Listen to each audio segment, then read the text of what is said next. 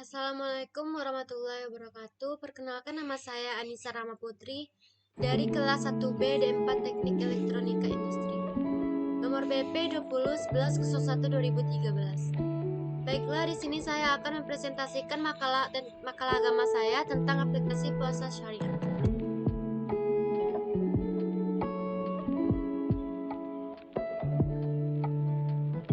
Baiklah, di sini saya akan membahas pengertian puasa. Saum menurut bahasa yaitu al-imsak atau menahan diri dari sesuatu. Adapun pengertian menurut syari yaitu menahan diri dengan niat dari seluruh yang membatalkan puasa, seperti makan, minum, dan bersetubuh mulai dari terbit fajar sampai dengan terbenamnya matahari. Kemudian menurut nilai ini, puasa seseorang sah dan tidak apabila orang tersebut dapat mencapai kualitas ketakwaan terhadap Allah SWT. Maka dari itu, hakikat puasa dalam pandangan Rashid Ridho adalah sebagai berikut ini. 1. Tabiat al-iradat atau pendidikan keinginan. Keinginan atau kemauan merupakan fitrah manusia. Adapun yang menyebabkan kemauan seseorang dalam positif dan negatif yang sesuai dengan ungkapan oleh Imam Al-Ghazali, bahwa di dalam diri manusia terdapat sifat-sifat sebagaimana berikut ini. 1. Sifat rubiyah, yaitu sifat yang mendorong untuk selalu berbuat baik. 2. Sifat syaitoniyah, inilah sifat yang mendorong seseorang untuk berbuat kesalahan dan kejahatan. 3. Sifat bahimiyah atau kehewanan yang sesuai dengan istilah yang diberikan pada manusia sebagai makhluk biologis. 4. Sifat subuhiyah, yaitu sifat kejam dan kezaliman yang terdapat dalam diri manusia. 4. Tarikat al-malaikat. Malaikat merupakan makhluk suci yang selalu taat dan patuh terhadap segala perintah Allah SWT. Begitupun orang yang puasa ketaatannya merupakan suatu bukti bahwa jiwanya tidak dikuasai oleh hawa nafsunya. 3. Tarbiyat alilahiyat atau pendidikan ketuhanan. Puasa merupakan sistem pendidikan Allah SWT dalam rangka mendidik dan membimbing manusia. Sistem pendidikan ini mengandung dua fungsi, yaitu 1. Sebagai sistem yang pasti untuk mendidik manusia supaya menjadi hamba Tuhan yang taat dan patuh. Yang kedua, sebagai suatu sistem yang mendidik sifat rubiyah, ketuhanan manusia untuk dapat berbuat adil, sabar, pemaaf, dan berbuat baik lainnya. 4. Tazkiyat an-nafsi atau penyucian jiwa. Hakikat puasa yang keempat ini diungkapkan oleh Ibnu Qayyim al-Jauzi. Puasa dapat menjadi sarana untuk membersihkan berbagai sifat buruk yang terdapat dalam jiwa manusia. Ada kalanya jiwa manusia akan kotor, bahkan sampai berkarat, terbungkus oleh noda sikap terburuknya yang dapat dalamnya. Maka wajar kalau puasa dapat menjadi penyuci jiwa. Tingkat puasa. 1. Puasa umum. Puasa umum adalah menahan kotor dan kemaluan dari menunaikan syahwat. 2. Puasa khusus atau kawas. Puasa khusus adalah menahan pendengaran, penglihatan, lisan, tangan, kaki, dan seluruh anggota badan dari perbuatan-perbuatan dosa. Tingkat ini lebih tinggi dari tingkat puasa umum atau puasa orang-orang awam. 3. Puasa sangat khusus atau kawas. Puasa sangat khusus adalah berpuasanya hati dari keinginan yang rendah dan pikiran-pikiran duniawi, serta menahan hati dari segala tujuan selain Allah SWT secara totalitas. Tingkat ini adalah tingkat yang paling tinggi, sehingga paling berat dan paling sulit dicapai. Agar puasa tidak sekedar menahan diri dan makan, minum, buang seksual, dan lain, Imam Al-Ghazali menguraikan bahwa kita harus menjaga anggota badan kita dari dosa-dosa, yaitu 1. Menjaga pandangan mata, yaitu menundukkan pandangan mata dari hal-hal yang diharamkan Allah SWT dan Rasulnya. Menahan pandangan mata dari terlalu bebas memandang hal-hal yang dicela dan dibenci. Bahkan menahan pandangan mata dari hal-hal yang menyibukkan hati dan melalaikan dari zikir kepada Allah SWT. 2. 2. Menjaga lisan, yaitu menjaga lisan dari ucapan yang sia-sia, ucapan yang jorok, perkataan dusta, ghibah, atau menggunjing, namimah atau adu domba, sumpah palsu, ucapan yang kasar, adu mulut, atau debat kusir. 3. Menjaga pendengaran, yaitu menjaga telinga dari mendengar hal-hal yang diharamkan. Sebab hal-hal yang diharamkan diucapkan juga haram untuk didengarkan. 4. Menjaga tangan, kaki, dan anggota badan lainnya dari hal-hal yang diharamkan. Tangan hendaknya dijaga dari sentuhan yang memegang hal-hal yang diharamkan Allah SWT, atau dari melakukan tindakan yang haram Allah SWT, seperti memukul, mencuri, dan merampas hak orang lain. 5. Menjaga diri untuk memenuhi perutnya dengan makan saat berbuka puasa. Tujuan dari puasa adalah melemahkan hawa nafsu. Jika sejak terbit fajar sampai terbenamnya matahari, hawa nafsu dilemahkan dengan mengosongkan perut. Maka menyantap banyak makanan saat berbuka puasa hanya akan membangkitkan hawa nafsu yang terkekang di siang hari. 6. Setelah berbuka puasa, hendaknya hati diliputi perasaan harap cemas, berharap puasanya diterima Allah SWT, dan takut jika puasanya tidak diterima Allah SWT. Macam-macam puasa dari segi hukum. Imam Mazhab Maliki, Syafi'i, dan Hambali sepakat bahwasannya puasa itu terbagi menjadi 4 macam, yaitu puasa wajib, kedua puasa sunnah, yang ketiga puasa makruh, yang keempat puasa haram. Beberapa penjelasan dari macam-macam puasa. 1. Puasa wajib. Puasa wajib atau fardu artinya puasa yang dikerjakan mendapatkan pahala, jika tidak dikerjakan mendapatkan dosa.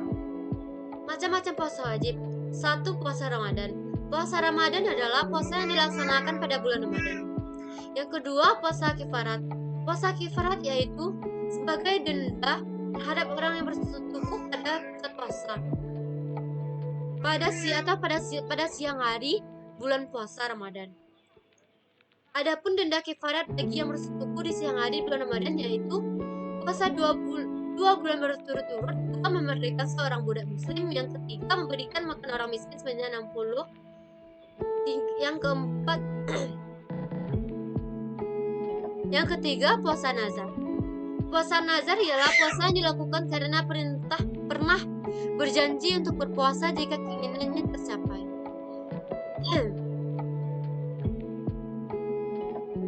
Puasa sunnah. Puasa sunnah ialah puasa yang apabila kita kerjakan mendapatkan pahala, dan apabila kita tinggalkan atau tidak kita kerjakan tidak berdosa.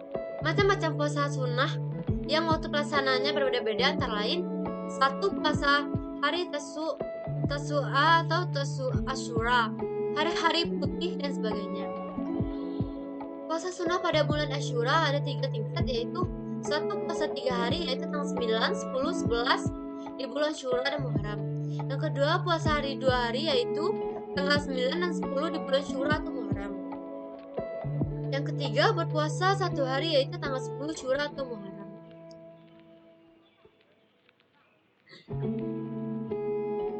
Puasa hari Arafah. Puasa sunnah hari Arafah adalah puasa sunnah yang dilakukan pada tanggal 9 Zulhijjah. Puasa hari Senin dan Kamis adalah disunahkan berpuasa pada hari Senin dan Kamis setiap minggu. Di dalam melakukan puasa 2 hari itu mengandung kebaikan padaku. Puasa 6 hari di bulan Syawal. Yang dimaksud dengan puasa Syawal adalah puasa 6 hari di bulan Syawal setelah tanggal 1 di bulan Syawal, yang pelaksanaannya boleh secara berturut-turut dan boleh selang-seling, penting sejumlah 6 hari. Puasa pertengahan bulan kemarin. Puasa pertengahan bulan di setiap tanggal 13, 14, dan 15 kemarin. Puasa sehari dan berbuka sehari. Disunahkan bagi orang yang mampu agar berpuasa sehari dan tidak berpuasa sehari. Puasa bulan Rajab, Sya'ban, dan bulan mulia yang lain. Disunahkan berpuasa pada bulan Rajab dan Sya'ban. Menurut kesepakatan tiga kalangan imam-imam mazhab, adapun bulan-bulan mulia yaitu ada 4 dan yang 3 berturut-turut, yakni Zulkaidah, Zulhijjah, dan Muharram. Dan yang satu sendiri yakni bulan Rajab. Maka berpuasa pada bulan tersebut memang disunahkan. Bila seseorang memulia berpuasa sunnah lalu membatalkannya, menyempurnakan puasa sunnah setelah dimulai, dan mengkodanya jika dibatalkan adalah disunahkan menurut ulama Syafi'iyah dan Hanafiyah. Puasa makruh. Puasa hari Jumat secara tersendiri. Puasa awal tahun Qibti, puasa hari perayaan besar yang kedua tanpa disendirikan, tanpa ada puasa sebelumnya atau sesudahnya selama hal itu tidak bertepatan dengan kebiasaan. Maka puasa itu dimakruhkan menurut 3 kelompok imam mazhab. Puasa haram. Maksudnya adalah puasa umat Islam memang diharamkan puasa pada saat itu. Jika kita berpuasa, maka kita akan mendapatkan dosa. Dan jika kita tidak berpuasa, maka sebaliknya yaitu mendapatkan pahala. Allah telah menentukan hukum agama mengharamkan puasa dalam beberapa keadaan. Di antaranya ialah 1. Puasa pada 2 hari raya, yakni hari raya Idul Fitri dan hari raya Idul Adha. Yang kedua, 3 hari setelah hari raya Kurban. Yang ketiga, puasa seorang wanita tanpa izin suaminya dan melakukan puasa sunat, atau dengan tanpa kerelaan seorang suami bila ia tidak memberikan izin syarat yang terang. Ketentuan puasa berisi syarat, rukun, sunnah dan hal-hal yang berkaitan dengan puasa yang akan dijelaskan. Sebagai berikut. Pertama, syarat puasa. Ada beberapa syarat yang harus dipenuhi dalam melaksanakan puasa. Syarat-syarat terdiri dari syarat-syarat wajib dan syarat-syarat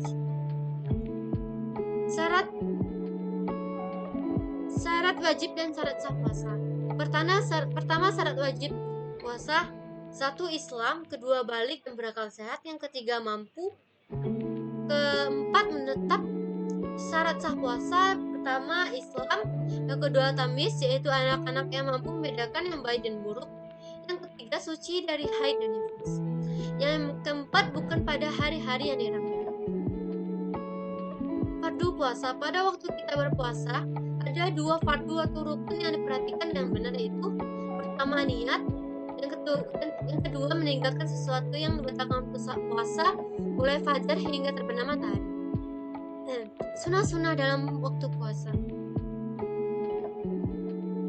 Ada beberapa pekerjaan yang disunatkan pada waktu berpuasa, yaitu 1. Makan sahur meskipun sedikit. Yang kedua, mengakhiri makan sahur selama belum terbit fajar. Yang ketiga, menyegerakan berbuka puasa jika benar-benar telah tiba waktunya. Yang keempat, membaca doa ketika berbuka puasa. Yang kelima, berbuka dengan manis-manis atau dengan kurma sebelum makan yang lain. Yang keenam, berbanyak amalan-amalan bulan Ramadan. Yang ketujuh, memberi makan pada orang-orang yang buka puasa. Yang ke-8, memperbanyak membaca Al-Quran. Yang ke-9, meninggalkan perkataan yang tidak baik. Hal-hal yang membatalkan puasa. Yang pertama, makan minum sengaja. 2. Bersuhu tubuh atau melakukan hubungan suami istri pada siang hari. Yang ketiga, keluar darah atau haid dan nifas. Yang keempat, keluar mani yang sengaja. Yang kelima, masuknya sesuatu lewat lubang atau mulut, hidung, telinga, dubur atau kubul. Yang keenam, menyengaja muntah. Yang ketujuh, gila. Yang kedelapan, murtad. Karena puasa adalah perintah agama. Ini adalah jawaban yang paling utama, yang paling mutlak. Karena puasa adalah rukun Islam. Dalam hadis yang diriwayatkan oleh Ibnu Umar radhiyallahu anhuma, Rasulullah sallallahu alaihi wasallam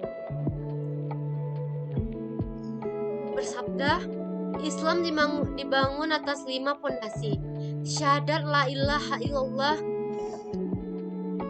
wa asyhadu anna Muhammadar Rasulullah, mendirikan salat, menunaikan zakat, melaksanakan ibadah haji bagi yang mampu, dan berpuasa di bulan Ramadan. Karena dengan puasa kita bisa bertakwa, mengapa diwajibkan puasa? Agar kalian bisa bertakwa. Karena begitu banyak keutamaan di bulan Ramadan, mari kita merenungkan sejenak mengapa puasa diwajibkan kepada bulan Ramadan.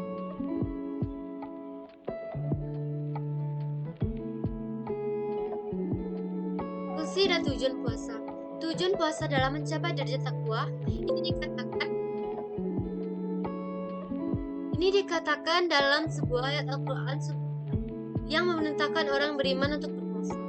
Dalam surah Al-Baqarah ayat 183. Orang beriman adalah orang-orang yang konsisten berpegangan teguh pada agama.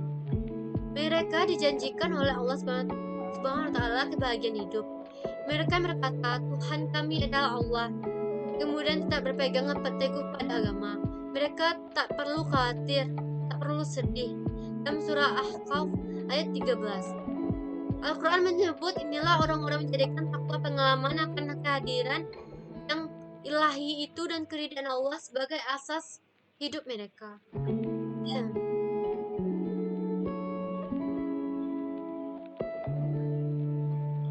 Hikmah puasa. Puasa memiliki hikmah sangat besar terhadap manusia, baik terhadap individu maupun sosial, terhadap rohani maupun jasmani. Terhadap rohani, puasa juga berfungsi mendidik dan melatih manusia agar terbiasa mengendalikan hawa nafsu yang ada dalam diri setiap individu. Sedangkan terhadap jasmani, puasa bisa mempertinggi kekuatan dan ketahanan jasmani kita. Karena pertama, umumnya penyakit bersumber dari makanan, dan kedua, kebenarannya Allah SWT menciptakan makhluk-makhluknya termasuk manusia yang sudah ada kadarnya.